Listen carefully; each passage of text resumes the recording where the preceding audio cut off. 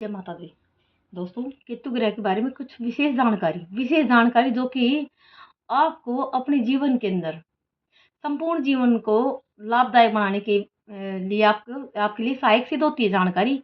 तो कौन सी जानकारी है ये जानकारी? जैसे कि अगर आपकी जन्म कुंडली के अंदर अगर केतु सप्तम भाव में बैठा है, सप्तम भाव यानी कि जो अपनी पति या पत्नी का भाव होता है, तो ऐसे में क्या होता है क्योंकि जो अगर प्रथम भाव में बैठा है तो वो तो जो ग्रह प्रथम भाव में लगन में बैठता है वो तो करता है उसका शादी से पहले का, उसके उसका असर होता है शादी से पहले, ज्यादा असर होता है उस ग्रह का। लेकिन अगर सातवें सप्तम भाव में कोई ग्रह बैठा है उसका असर होता है उसकी शादी के बाद। तो जो शादी के बाद ये जो हमारा जीवन होता है वो हमारा, सच पूछो तो शादी शादी के बाद जो हमारा जीवन चलता है, शुरू होता है। तो क्योंकि जैसे अगर हमको अच्छा पति या फिर अच्छी पत्नी मिल जाए तो समझो जीवन हमारा सफल हो गया।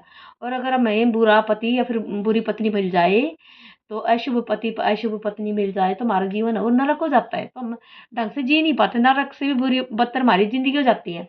तो ऐसे में अगर अगर आपकी जन्म कुंडली के अंदर केतु ग्रह जो सप्तम भाव में हो, तो क्या होता है कि आपका जो पति हो पत्नी हो आपके लिए बहुत ज्यादा अशुभ होते हैं।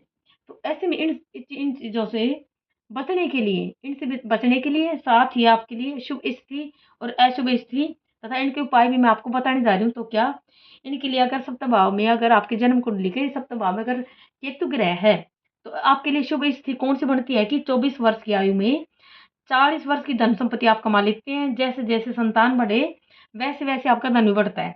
और बहादुर व बच्चों का मित्र होते हैं आप, और शत्रु भयभीत रहते हैं आपसे।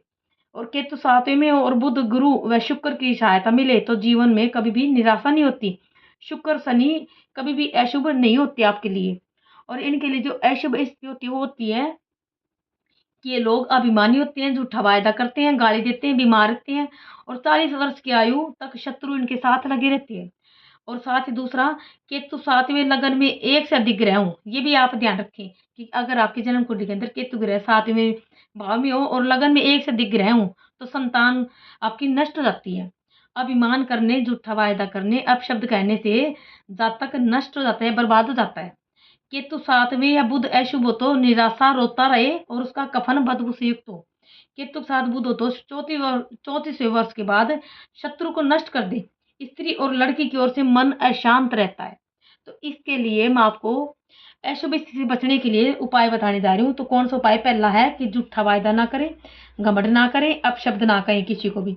और दूसरा है गुरु का उपाय करें, यानी कि गुरुवार के व्रत करें, गुरुवार के दिन पीली वस्तुओं का दान करें और अपने से बड़ों का सम्मान करें। और तीसरा है केसर का तिलक अपने माथे पर, नाभि पर और गले पर लगाएं। ये तीन आपके उपाय जो आपके लिए जीवनदायक सिद्ध होते हैं। जय माता दी।